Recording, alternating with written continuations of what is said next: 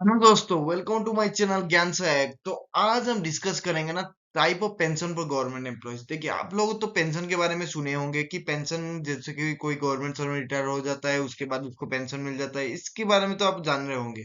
But क्या क्या types होता है, अलग अलग टाइप का पेंशन भी होता है। ठीक है, किस किस कारण मिलता है, किस कारण नहीं मिलता है, इसके बारे में हम डिस्कस करेंगे। कौन सा रूल यहाँ पे अप्लाई होता है, जो रूल 35, 36, 37, 38, 39 टू अप टू 40 तक जितना भी रूल्स है वो सब के बारे में जानेंगे। और यहाँ पे कौन सा कंडीशन अप्लाई होता है और कितना अमाउंट मिलेगा, कितना अमाउंट नहीं मिलेगा, इसके बारे में आपको जानना बहुत जरूरी है। क्योंकि आप अगर सर्विस में हैं या फिर सर्विस में नहीं है तो फिर भी आपको जानना जरूरी है, बिकॉज आप आगे भी सर्विस में जाने वाले हैं, या फिर आप अगर रिजाइन कर रहे हैं, रिमूवल हो रहे हैं, तो उस सब चीज के बारे में यहाँ पे डिस्कस कर रहा हूँ। तो आप अगर सब्सक्राइब नहीं किए तो सब्सक्राइब कर लीजिए। तो चलिए आगे बढ़ते हैं। तो अभी जानेंगे कि सुपर एन्युएशन पेंशन के बारे में। तो इसके बारे में तो आपको सबको पता होगा, बट इसमें क्या कंडीशन अप्लाई होता है। तो कंडीशन ये अप्लाई होता है कि आपको 10 साल का मिनिमम क्वालिफाइंग सर्विस होना चाहिए आपका। और वो क्वालिफाइंग जो सर्विस हो रहा है ना, वो पंचनेबल एस्टेब्लिशमेंट से होना चाहिए। और वो ऑप्ट किया होगा जीपीएफ के लिए। ठीक है। और ये जो पेंशन मिलता है, ये 60 साल जब वो आपका कंप्लीट हो जाता है उसमें मिलता है आपको। ठीक है। और ये कहीं कहीं स्टेट में यहाँ पे 58 साल होता है, बट सेंट्रल गवर्नमेंट में ये 60 ईयर्स का होता है। और जो रिटायरमेंट होता है ना, ये हमेशा आफ्टरनून में ही, जो मंथ का जो लास्ट डे होता है ना, वो आफ्टरनून में ही उसका कंप्लीट होता है। मतलब जो रिटायरमेंट लास्ट डेट होता है, लास्ट टाइम होता है। ठीक है। मान लीजिए कि फॉर एग्जांपल मैंने, मान लीजिए कि आपका डेट ऑफ बर्थ किसी का अगर 5th में है, तो फिर वो जो उसका जो रिटायरमेंट होगा ना, ये 31 मई को होगा। ठीक है। 31 में आफ्टरनून को उसका रिटायरमेंट डेट होगा। मान लीजिए कि फॉर एग्जांपल आपका अगर रिटायरमेंट डेट ऑफ बर्थ आपका होता फर्स्ट में होता, तो फिर आपका जो रिटायरमेंट होता ना, ये 30 अप्रैल को होता आफ्टरनून में। ठीक है। समझ गए ये क्या सिनारियो है। तो क्या है, कितना अमाउंट क्या मिलेगा आपको, तो 50% ऑफ द एवरेज एनरोलमेंट। ठीक है। और एल्स जो लास्ट पेड रन है वो मिलेगा। तो जो भी ज्यादा होगा वही मिलेगा आपको। ठीक है। तो ये जो रूल रूल में आता है, ये 35 रूल के अंदर आता है। अगर हम सेकंड का बात करें, सेकंड पेंशन के बारे में, तो ये है रिटायरिंग पेंशन। ठीक है। ये रिटायरिंग पेंशन में आपको क्या कंडीशन एप्लीकेबल है, इसमें आपको एप्लीकेबल है कि आप अगर वॉलंटरी रिटायरमेंट ले रहे हैं तो मिनिमम 20 ईयर्स का सर्विस होना चाहिए। ठीक है, मिनिमम 20 ईयर्स का सर्विस। ये जो रूल आप देख रहे हैं, ये बीआरएस के लिए आपका है। ठीक है, सीसीएस पेंशन रूल 1972। ठीक है। और ये अगर मान लीजिए कि कंपलसरी रिटायरमेंट में, इसमें भी आपको रिटायरिंग पेंशन मिलता है as per rule 56 J of F R. ठीक है। और अगर मान लीजिए कि आप प्रीमेच्योर रिटायरमेंट के लिए लिए, ठीक है, प्रीमेच्योर रिटायरमेंट हो गया, उस केसेस में भी आपको रिटायरिंग पेंशन मिलेगा। तो ये कितना पेंशन अमाउंट मिलेगा, तो ये 50% ऑफ द एवरेज एनरोलमेंट। ठीक है। और the last paid on which ever is more beneficial. तो ये इस केसेस में भी आपको सुपर एन्युएशन पेंशन के जैसा इस केसेस में भी आपको लागू है ये चीजें।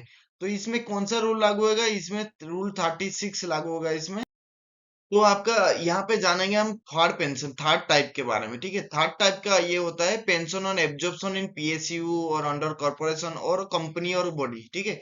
इसमें क्या होता है कि जैसे कि मान लीजिए कि आप अगर गवर्नमेंट सर्विस कर रहे थे, तो वहां पे मान लीजिए कि आप डेपुटेशन में चले गए पीएसयू में, और वहां पे एब्जॉर्ब हो गए, या फिर एब्जॉर्प्शन के लिए निकला आपने, चले गए और वहां पे एब्जॉर्ब हो गए। तो उस केसेस में कौन सा कंडीशन अप्लाई होगा आपको पेंशन के लिए।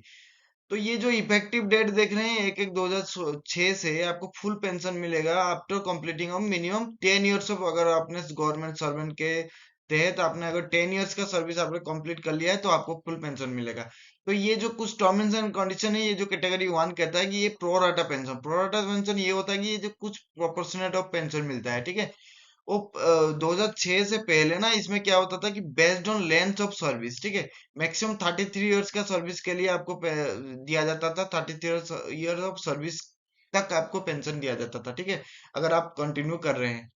तो ये जो रिटायरमेंट है आफ्टर जो 2006 के बाद ना, ये कोई भी नो प्रोपोर्शनल पेंशन कोई भी नहीं मिलता है। ठीक है।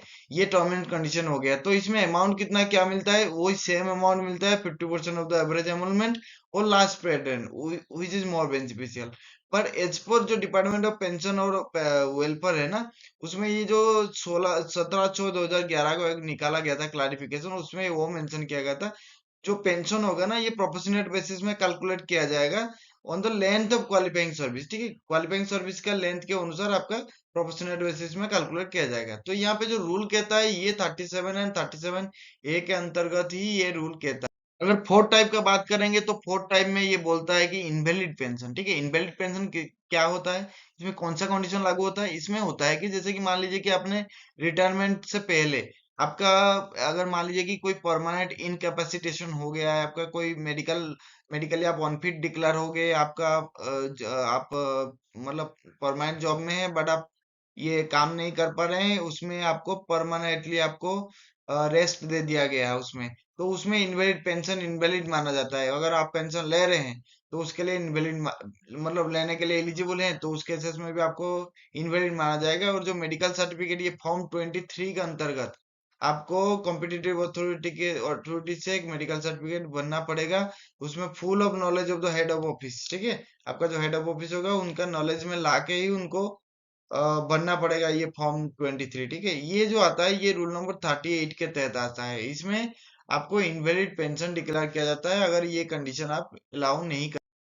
तो यहाँ पे हम देखेंगे कि फिफ्थ पेंशन के बारे में। तो फिफ्थ पेंशन के बारे में क्या कहता है कि कॉम्पेंसेशन पेंशन, ये शायद आपको नया लग रहा होगा, बट ये कॉम्पेंसेशन पेंशन के बारे में जानेंगे तो पेंशन जो ग्रांट होता है ना, मान लीजिए किस केसेस में, जहाँ पे आपका परमानेंट पोस्ट अगर आपका ऑफिस में है और कोई एम्प्लॉय ने हेल्ड किया है, तो उसका अगर एबोलिशन हो गया है उस पोस्ट का, तो उस केसेस में आपको कॉम्पेंसेशन पेंशन मिलता है। इसका मतलब ये हो गया, मान लीजिए कि कोई किसी ने भी अगर डिस्चार्ज सर्विस से डिस्चार्ज हो गया है, अगर मान लीजिए कि वो परमानेंट पोस्ट में है बट उसका पोस्ट एबोलिश कर दिया गया है, तो उस केसेस में उसको प्रोविजन है कि अल्टरनेट एम्प्लॉयमेंट इक्वल स्टेटस में अगर मान लीजिए कि दिया जाएगा। बट अगर मान लीजिए कि ये पॉसिबल नहीं है, कि उसको इक्वल स्टेटस नहीं दिया जा सकता, और उसका जो वहां पे अगर कोई पोस्ट है, उसको मान लीजिए कि कोई लोअर पोस्ट भी उसको एक्सेप्ट एक्सेप्ट नहीं कर रहा है वो, तो उस केसेस में उसको कॉम्पेंसेट पेंशन देके उसको पेंशन दिया जाएगा उसको, ठीक है, उसको उसके बाद रिटायरमेंट किया जाएगा। तो उस केसेस में उसको जो अमाउंट मिलेगा वो ये जो पेंशन के तहत उसका सर्विस वर्विस देके उसके हिसाब से मिलेगा उसको। और ये जो है ये 39 रूल 39 ये कहता है कि कॉम्पेंसेशन पेंशन भी लागू है सरकार में, आप उसको अवेल कर सकते। तो यहाँ पे हम जानेंगे सिक्स पेंशन के बारे में। ये है कंपलसरी रिटायरमेंट पेंशन, ठीक है। ये क्या कहता है, इसका कंडीशन क्या कहता है? आपको भी पता है कि कंपलसरी जब रिटायरमेंट दे दिया है, मतलब इसका मतलब है पेनाल्टी कहीं पे लगा होगा। तो फिर ये पेंशन जो ग्रांट किया जाता है ना गवर्नमेंट सर्वेंट को, ये कंपलसरी रिटायर्ड होता है, और ये सर्विस को माना जाता है पेनाल्टी सर्विस, ठीक है। इसमें अमाउंट कितना क्या मिलता है, not less than two third, okay. जो पेंशन है ना, पेंशन और ग्रेचुइटी और एल्स सबको मिला के, ये टू थर्ड से पेंशन का आपका और ग्रेचुइटी मिलके वो not less than two third, और not more than full compensation pension, ठीक है।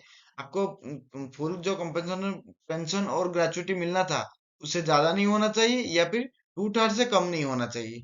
ये जो रूल कहता है, ये रूल 40 कहता है ये चीज। यहाँ पे हम सेवेंथ का अगर बात करेंगे तो वो भी कंपनसेट अलाउंस है। कंपनसेट अलाउंस ये कंडीशन में बियर करता है, जो पेंशन ग्रांटेड होते हैं ना गवर्नमेंट सर्वेंट में, अगर मान लीजिए कि उसको रिमूव कर दिया गया है, उस केसेस में उसको कंपनसेट अलाउंस दिया जाता है, ठीक है। अगर मान लीजिए कि ये जो डिजर्विंग, अगर मान लीजिए कोई स्पेशल कंसिडरेशन में उसको डिजर्व किया गया है, ठीक है, उस केसेस में अगर वो डिजर्विंग कैंडिडेट है, तो उस केसेस में उसको कंपनसेट अलाउंस लागू किया जाएगा, ठीक है। ये जो अमाउंट मिलेगा ना, उसको वही सेम अमाउंट मिलेगा जो कंपनसेशन पेंशन में मिला था, जैसे कि two third of the pension मिलेगा, और फिर पेंशन और ग्रेचुइटी और बहुत मिलेगा। वो भी एडमिसिबल अगर होगा ये, अगर वो मान लीजिए कि रिटायरमेंट जो हुआ है ये कंपनसेशन पेंशन के तहत हुआ है, तो उस केसेस में उसको मिलेगा कंपनसेट अलाउंस, ठीक है। ये रूल 14 कहता है ये चीज, 41 कहता है ये चीज। आपको अगर अच्छा लगा वीडियो तो फिर please like comment and share कर दीजिए। Thank you for watching my video. Thank you guys.